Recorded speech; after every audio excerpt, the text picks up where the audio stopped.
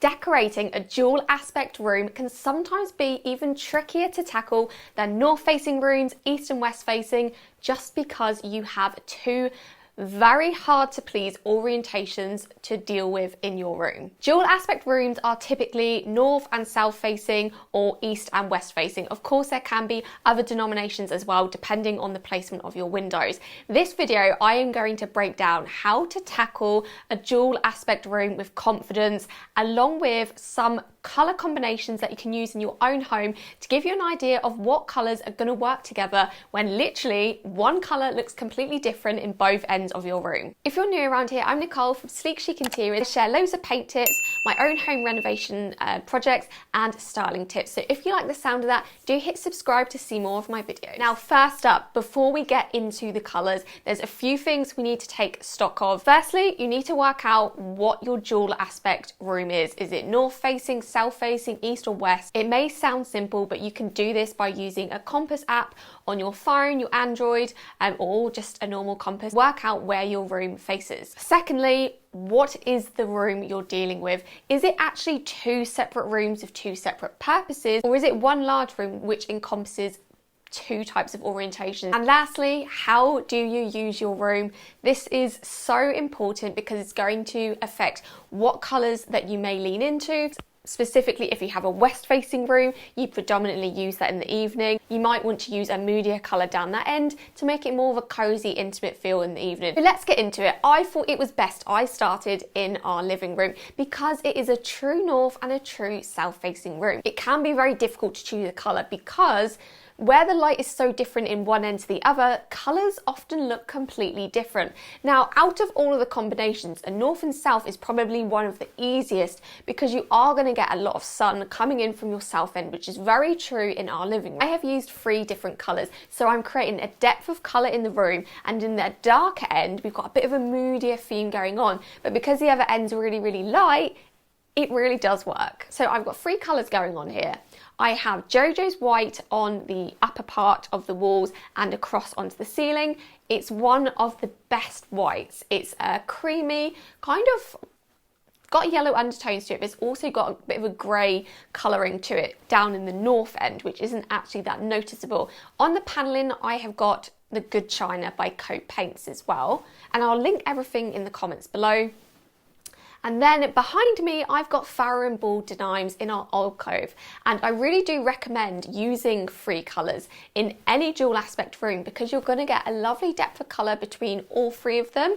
And they're going to work really well together in creating a scheme that works. And it's not going to be looking flat down one end and bright and vibrant down the other end. So what I've got here is I'm going to show you a few different colour palettes based on rooms that may be joined, they may be separate, just to give you an idea of what sort of colours you could choose. All of the colours I'm going to share to start with are from Coat Paints, so I can really show you how they work side by side. I'm going to kick it off with a dual aspect room that has been divided, but there is a clear divide between them. So this might be, for an example, in a Victorian or a period property where it was a living room and you've got a dining room end as well.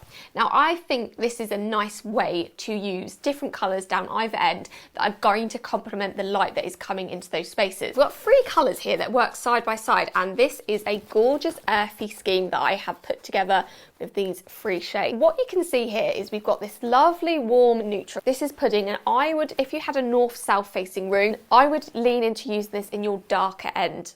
Whilst I do always say you can lean into the darkness, what's going to happen if you use a very dark shade in a north-facing room like this?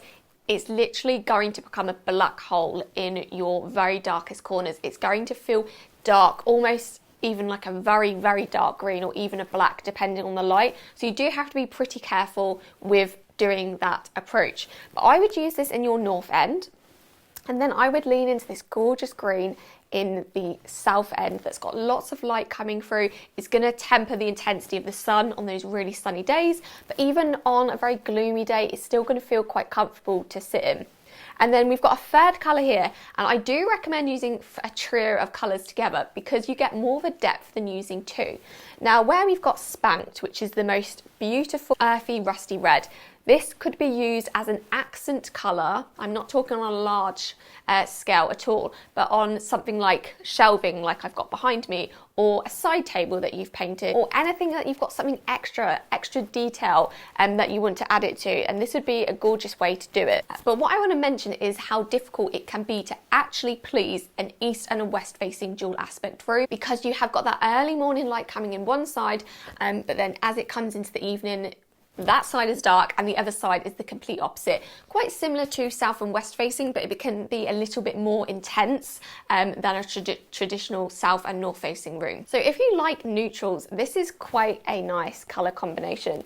We've got Felt Cute, which is a really great warm off-white with a pink undertone to it.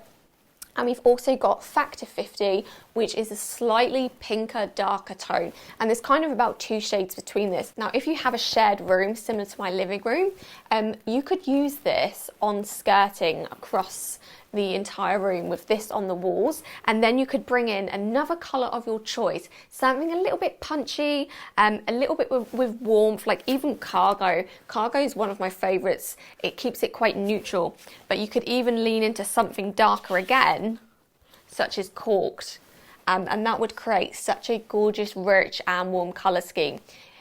East and west facing rooms are difficult because these colours are going to look just so different down either end. So if the rooms are separate, like the living room, dining room, I would use a different one in each room that's going to complement that light, rather than trying to pick one shade that pleases everything. My next colour palette that I've got is this, and we've got Weekender here. I've actually got this in my north facing bedroom, spare room, and it's got lovely pink undertones for kind of like a cappuccino, very like milky feel, but it looks more pink when the sun shines through.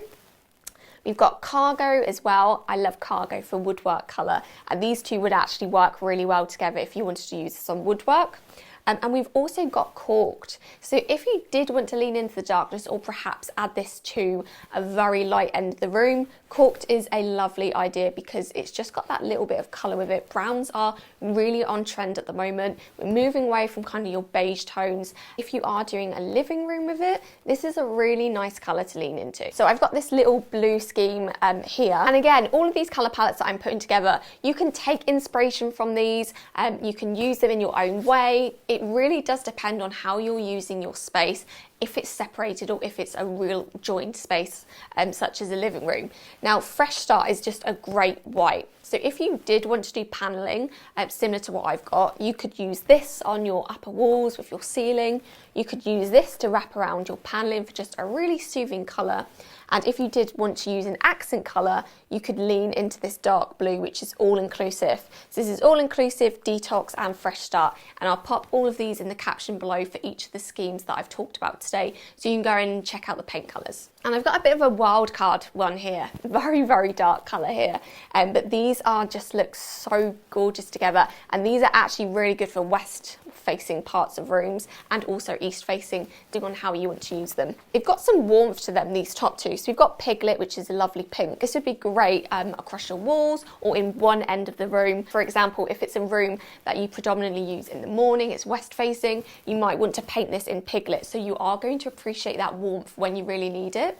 We've got Gwen, which is kind of like it's not mustardy, it's almost like a browny, like gold grain colour. Really lovely, actually quite unusual. We don't see this a lot, but if you want a warm neutral that's a bit more elevated, is a bit different to a beige, this is a good one to use. And then what we've got here is the Tobaccanist, and look at the depth of that colour. Against these, it just stands out. And again, if you use this as an accent colour, you really don't need to use it on much of a space. Literally, a small side table would be enough just to get the benefit of using this colour. And as you know, I'm a huge fan of Farrow Ball. So when you are looking at colours for both ends of the room, one of the best ways to do it is to stick with colours that share the same undertone. Now, colour charts make this so easy to do because they literally group them together in their colours, and you can get these from Farrow Ball for free. I really do recommend it. And for example, we've got neutrals here that are all in green and grey undertones. We've got all pink red based ones here, and these are all yellow based. So it really helps you to pull a colour scheme together that's cohesive and it's intentional and it's going to flow in the room, which is especially more important in a dual aspect room.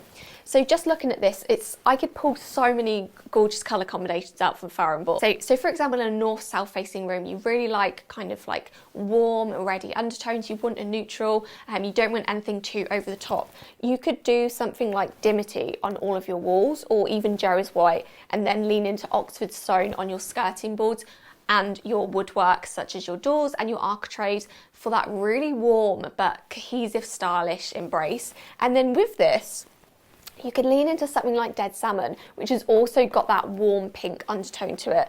And this would just, again, it would just absolutely pop. Really understated, elegant space. And picking colours, when you break it down to colours and undertones, it's so much easier to find things that work together. And looking at endless colours online or in homes can be really difficult. So that's why I do recommend getting one of these. And of course, testing the colours in your space before you actually purchase them. I hope you found today's video useful. If you are decorating a dual aspect room right now, let me know in the comments below what your challenges are, if there are any specific colours you're looking at, if you want some other colour ideas. I could talk so long on this video because there's just so many gorgeous combinations, but if you lean into choosing 3 colours, it's going to make your life so much easier and you're going to be able to create that depth of colour in the space that's going to be sympathetic to the light that both ends of your room receive. If you enjoyed today's video, please do give it a thumbs up and hit subscribe if you'd like to see more videos from me in the future.